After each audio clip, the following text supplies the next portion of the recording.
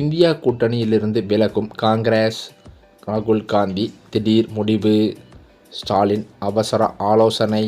தமிழகத்தில் 2026ஆம் ஆண்டு சட்டமன்ற தேர்தல் களமானது சூடுபிடிக்க தொடங்கியுள்ள நிலையில், தேர்தல் தேதிக்கான அதிகாரப்பூர்வ அறிவிப்பை மக்கள் ஆவலுடன் எதிர்பார்த்து காத்து கொண்டிருக்கின்றனர். இந்திய தேர்தல் ஆணையத்தின் துணை ஆணையர் பானு பிரகாஷ் வரும் பிப்ரவரி 11ஆம் தேதி தமிழகத்திற்கு வருகை தந்து, மாநிலத்தின் தேர்தல் ஆயத்த பணிகள் மற்றும் சட்ட ஒழுங்கு நிலை குறித்து உயர் அதிகாரிகளுடன் விரிவான ஆலோசனை நடத்தியிருக்கிறாராம்.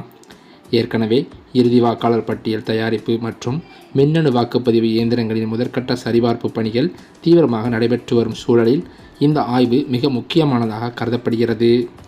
தேர்தல் ஆணையத்தின் இந்த தொடர் நகர்வுகள் மற்றும் கள ஆய்வுகளை கவனிக்கும் போது, பிப்ரவரி மாத இறுதிக்குள் அல்லது மார்ச் முதல் வாரத்தில் தமிழக சட்டமன்ற தேர்தலுக்கான தேதி அறிவிக்கப்படுவதற்கான அதிக வாய்ப்பு இருப்பதாக தெரிகிறது.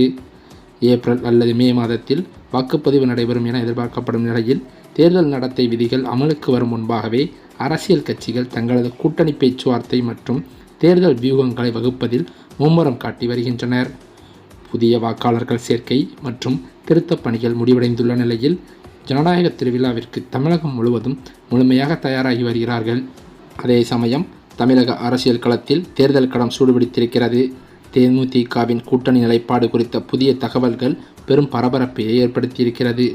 தொடக்கத்தில் திமுகவுடன் பேச்சுவார்த்தை நடத்தி வருவதாக கூறப்பட்ட நிலையில், தற்போது திடீர் திருப்பமாக அதிமுக தலைமையிலான கூட்டணியில் தேமுதிக இணைய வாய்ப்புள்ளதாக தகவல்கள் கசிந்து கொண்டிருக்கிறதாம். தேமுதிகவின் இந்த திடீர் மாற்றம் அரசியல் வட்டாரத்தில் உற்றுநோக்கப்படுகிறது. கூட்டணி பேச்சுவார்த்தையில் தேமுதிக முன்வைத்த இரட்டை இலக்க தொகுதி கோரிக்கையை அதிமுக ஏற்றுக்கொண்டதாக தகவல்கள் கசிந்திருக்கின்றன. இதன்படி அதிமுக கூட்டணியில் தேமுதிகவிற்கு 10 சட்டமன்ற தொகுதிகள் மற்றும் ஒரு ராஜ்யசபா சீட் வழங்க உடன்பாடு எட்டப்பட்டுள்ளதாகவும் சொல்லப்படுகிறது. இந்த கௌரவமான எண்ணிக்கையிலான இடங்கள் வழங்கப்படுவதால் தேமுதிக நிர்வாகிகள் மற்றும் தொண்டர்கள் மத்தியில் உற்சாகமும் ஏற்பட்டுள்ளது. திமுக கூட்டணியில் தேமுதிக இணையக்கூடும் என்று பரவலாக பேசப்பட்ட சூழலில், சீட் எண்ணிக்கையில் ஏற்பட்ட இழுபறி காரணமாகத்தான் அந்த தரப்பில் முட்டுக்கட்டை விழுந்ததாக தெரிகிறது. கட்சியின் எதிர்காலத்தை கருத்தில் கொண்டு மாவட்ட செயலாளர்களின் கருத்துக்களுக்கு மதிப்பளித்து அதிக இடங்களை ஒதுக்க முன்வரும் அதிமுக பக்கம் பிரேமலதா விஜயகாந்த் சாய்ந்துள்ளதாக அரசியல் விமர்சகர்களும் கூறி வருகின்றனர். பிரதமர் மோடி தமிழகத்திற்கு வருகை தர இருக்கும் நிலையில், இன்னும் ஓரிரு நாட்களில் இந்த கூட்டணி அதிகாரப்பூர்வமாக அறிவிக்கப்பட வாய்ப்பிருக்கிறதாம். அதிமுக, பாமக, பாஜக உள்ளிட்ட கட்சிகள் ஏற்கனவே ஒரு வலுவான அணியாக தென்படும் வேளையில், தேமுதிகவின் வருகை அந்த கூட்டணியின் பலத்தை மேலும் அதிகரிக்கும் என்றேதான் எதிர்பார்க்கப்படுகிறது. இது வரவிருக்கும் தேர்தலில் ஒரு மிகப்பெரிய அரசியல் மாற்றத்தை ஏற்படுத்துமா என்பதை நாம் அனைவருமே பொறுத்திருந்துதான் பார்க்க வேண்டும். மறுபக்கம் பார்த்தால், ஏற்கனவே ஓபிஎஸ்ஸுடன் இணைந்து செயல்பட்ட அமமுக பொதுச்செயலாளர் டிடிவி தினகரன் கூட்டணிக்குள் நுழைந்துவிட்ட நிலையில், ஓபிஎஸ் விவகாரத்தில் எடப்பாடி பழனிசாமி இதுவரை முரண்பட்டே வந்திருக்கிறார். ஓபிஎஸ்ஸை மீண்டும் அதிமுகவிலோ அல்லது கூட்டணியிலோ சேர்க்க இடமே இல்லை என்று அவர் திட்டவட்டமாக தெரிவித்து வந்த நிலையில், இப்போது டெல்லியின் தலையீட்டால் காட்சிகள் மாறத் தொடங்கியதாகவும் கூறப்படுகிறது. அதாவது, தனது ஆதரவாளர்கள் மாற்றுக் கட்சிகளுக்கு தாவத் தொடங்கிய சூழலில், ஓபிஎஸ் தனது அடுத்த கட்ட நகர்வாக மத்திய உள்துறை அமைச்சர் அமித்ஷாவை சந்திக்க திட்டமிட்டிருக்கிறாராம். இன்னும் 2 நாட்களில் டெல்லி செல்லவிருக்கும் ஓபிஎஸ், அமித்ஷாவுடன் பேச்சுவார்த்தை நடத்தி கூட்டணியை இறுதி செய்யப் போகிறார் என்றும் கூறப்படுகிறது. இந்த கூட்டணியில் இடங்களை பகிர்ந்து கொள்வதில் சில நிபந்தனைகளும் முன்வைக்கப்பட்டுள்ளதாகவும் தெரிகிறது. அதாவது, ஓபிஎஸ் தரப்பில் 6 தொகுதிகள் கேட்டுள்ளாராம். ஆனால் தான் நேரடியாக போட்டியிடப் போவதில்லை என்றும், மாநிலம் தழுவிய பிரச்சாரத்தில் ஈடுபடப் போவதாகவும் தெரிவித்திருக்கிறார். ரவீந்திரநாத்திற்கு பெரியகுளம் தொகுதியை மட்டும் கண்டிப்பாக தர வேண்டும் என்றும் கேட்டுள்ளாராம். பிப்ரவரி 1ஆம் தேதி பிரதமர் மோடி தமிழகம் வரும்போது அவருடன் ஓபிஎஸ் ஒரே மேடையில் தோன்றும் வாய்ப்புகள் அதிகம் உள்ளதாகவும் கூறப்படுகிறது. அதே சமயம் இன்னொரு பக்கமோ, குறிப்பாக தமிழக வெற்றிக் கழகத்தின் தலைவர் விஜய் போட்டியிடும் தொகுதியில் ஆளுங்கட்சியான திமுக நேரடியாக களம் காண முடிவு செய்துள்ளதாகவும் தகவல்கள் வெளியாகியிருக்கிறது. பொதுவாக கூட்டணி கட்சிகளுக்கு ஒதுக்கப்படும் செல்வாக்கு மிக்க தொகுதிகளிலேயே நட்சத்திர வேட்பாளர்கள் போட்டியிடுவது வழக்கம். இருப்பினும் விஜய் போட்டியிடும் தொகுதி ஒருவேளை கூட்டணி கட்சிக்கு ஒதுக்கப்பட்டிருந்தால், அங்கு திமுகவே நேரடியாக போட்டியிடும் வகையில் அக்கூட்டணி கட்சிக்கு மாற்றுத் தொகுதி ஒதுக்கப்படும் என்று கூறப்படுகிறது. இதன் மூலம் விஜய்க்கு எதிரான அரசியல் களத்தை திமுக மிக தீவிரமாக எதிர்கொள்ள தயாராகி இருக்கிறது என்றும் சொல்லப்படுகிறது. இந்த நேரடி போட்டி குறித்த அறிவிப்பு அரசியல் வட்டாரத்தில் பெரும் விவாதத்தை ஏற்படுத்தியிருக்கிறது. திமுக தனது தேர்தல் வியூகத்தின் ஒரு பகுதியாக விஜயின் அரசியல் வருகையை தொடக்கத்திலேயே பலமாக எதிர்கொள்ள திட்டமிட்டிருக்கிறதாம்.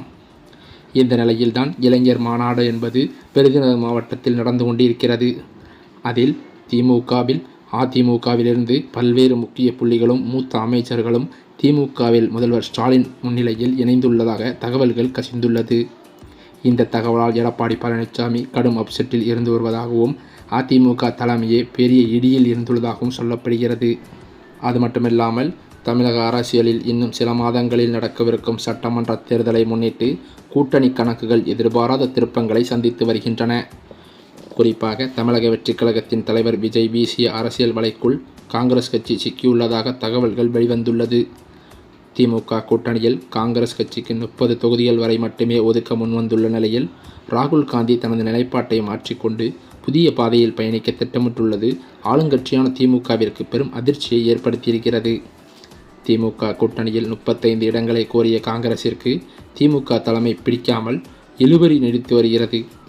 அதே நேரத்தில் வலுவான வேட்பாளர்கள் மற்றும் நிதி ஆதாரங்களுக்காக தவித்து கொண்டிருக்கும் தவேகா காங்கிரஸை ஈர்க்க அதிரடி சலுகைகளை முன்வைத்துள்ளது. காங்கிரஸ் கட்சிக்கு 60 தொகுதிகள் வரை ஒதுக்கீடு செய்வதுடன் ஒரு துணை முதல்வர் பதவி மற்றும் 3 அமைச்சர் பதவிகளை வழங்க விஜய் தரப்பு சம்மதித்துள்ளதாகவும் கூறுகிறது. இந்த பிரம்மாண்டமான ஆஃபர் டெல்லி மேலிடத்தை சிந்திக்க வைத்திருக்கிறது என்றே சொல்லலாம். அது மட்டுமில்லாமல் தவேகாவுடன் கூட்டணி அமைத்தால் ஆட்சியில் அதிகார பங்கீடு கிடைக்கும் என்ற எதிர்பார்ப்பு ராகுல் காந்தியிடம் மாற்றத்தை ஏற்படுத்தியிருக்கிறதாம். நீண்ட காலமாக திமுகவின் நிழலிலேயே பயணிப்பதை விட ஒரு புதிய முயற்சியாக விஜயுடன் கைகோர்ப்பது காங்கிரசின் எதிர்காலத்திற்கு வலு சேர்க்கும் என்று ராகுல் காந்தி ஆலோசித்து வருவதாகவும் சொல்லப்படுகிறது.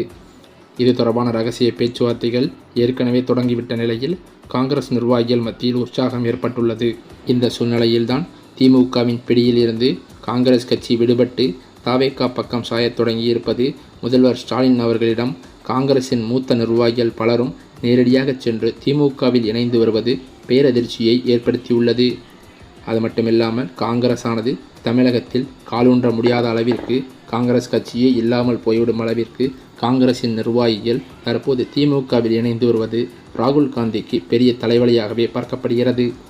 அந்த வகையில் தற்போது திமுகவில் அதிமுகவின் பெரும்புள்ளிகள் 5 பேர் முக்கிய பதவியில் இருக்கும் அமைச்சர் பதவியிலேயே இருந்து வந்தவர்கள் திமுகவில் இணைந்துள்ளதாக அதிர்ச்சி தகவல்கள் பரவி வருகிறது. இந்த தகவலால் எடப்பாடி பழனிசாமி கடும் அப்செட்டில் இருந்து வருகிறாராம்.